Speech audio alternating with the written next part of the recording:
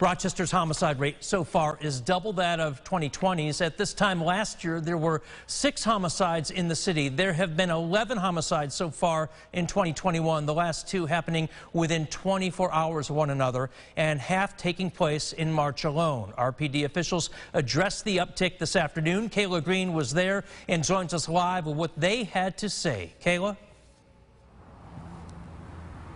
John, the police chief and others say these statistics are disheartening, but part of their plan going forward is to track the data from these crimes. They say the goal is to identify and track repeat offenders and then get them and keep them off the streets. Chief Cynthia Harriet Sullivan says there were 237 cases of criminal possession of a weapon in the last year, and 61% of those offenders received $5,000 or less in bail.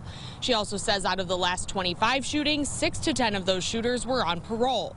She says using this data to show repeat offenders and keeping them off the streets will take the court's help. The goal is to track this data long enough to predict where crime is occurring, then get resources in those areas to stop it before it happens. Another key part of the department's approach is community policing. Executive Deputy Chief Andre Anderson says the goal of being in the communities is to improve those relationships and make community members comfortable providing information to police to therefore decrease crime. Anderson says he knows there's people out there who don't trust the police, but he sees that as an opportunity to make adjustments. As we get into the community, we have more conversations with people that are victims of crimes.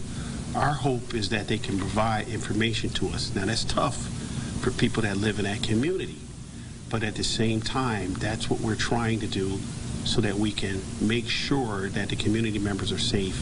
Crime is not just a police problem. We can't solve it ourselves.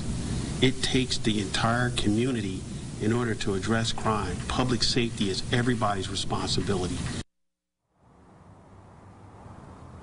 He also says recreational youth activities between the police and kids in these communities is helpful in decreasing crime. He says this is what Pathways to Peace is trying to do, and he says that they are also a very important piece to this puzzle.